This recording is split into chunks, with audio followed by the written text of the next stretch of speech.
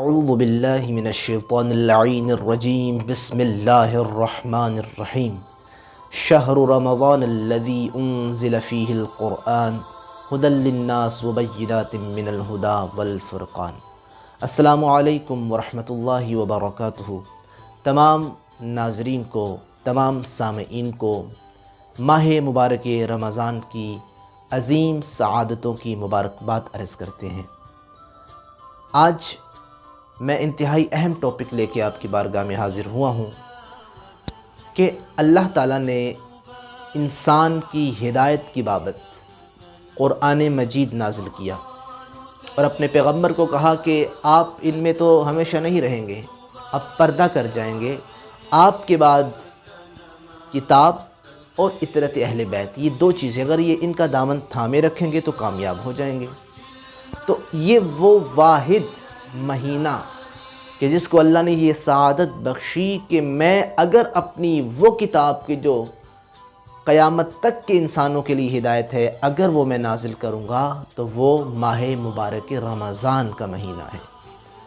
اور اسی وجہ سے کہا کہ اس مہینے میں زیادہ سے زیادہ تلاوت کرو، جیسا کہ حضرت محمد مصطفیٰ صلی اللہ علیہ وآلہ وسلم کا ارشاد گرامی ہے کہ اکثروا فیہ تلاوت القرآن، کہ اس ماہ مبارک رمضان میں زیادہ سے زیادہ تلاوت کلام پاک کرو۔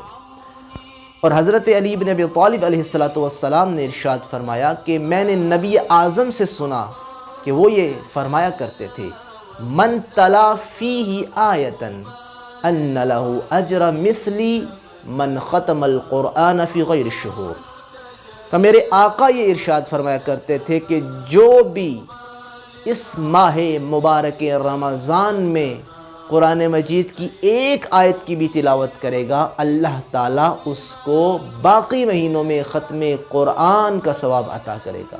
جو ایک آیت پڑھے گا ختم قرآن کا ثواب عطا ہوگا۔ اور اس کی وجہ بھی یہ ہے کہ آپ صرف اپنی زبان سے نہیں تلاوت کرنی، بلکہ جب تلاوت کریں اس کا ترجمہ دیکھیں، اس میں تدبر کریں۔ اور جب آپ تدبر کریں گے، آپ یہ ذرا سمجھے کہ جب میں تدبر کر رہا ہوں تو اللہ تعالیٰ مجھ سے ہم کلام ہو رہا ہے۔ اسی وجہ سے کہا جاتا ہے کہ نماز پڑھنے سے پہلے کچھ آیات کی تلاوت بھی کر لیا کرو۔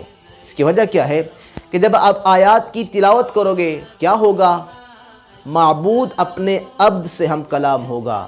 جب عبد اپنے اس معبود کے کلام کو سنے گا، اس کی مٹھاس، اس کی شیرینی کو محسوس کرے گا، پھر اس کے بعد جب نماز میں مشغول ہوگا تو پھر اب عبد اپنے معبود سے ہم کلام ہوگا۔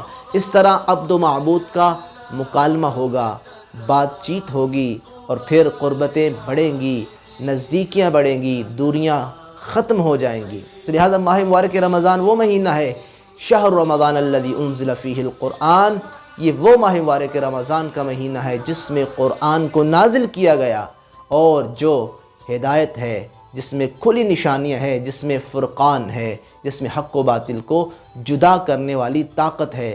لہٰذا آئیے مل کر ہم ماہ مبارک رمضان کی عظیم سعادتوں سے استفادہ کریں۔ افلا یتدبرون القرآن ولو کان من عند غیر اللہ لوجدوا فی اختلافا کثیرا، کیا وہ قرآن مجید میں تدبر نہیں کرتے؟ ذرا سوچو تو صحیح، اگر یہ کلام پروردگار نہ ہوتا، کسی اور کا کلام ہوتا، تم اس میں اختلاف پاتے۔ تو قرآن مجید میں اختلاف کا نہ ہونا اس بات کی دلیل ہے کہ اللہ کا کلام ہے، اس میں کوئی شک نہیں ہے۔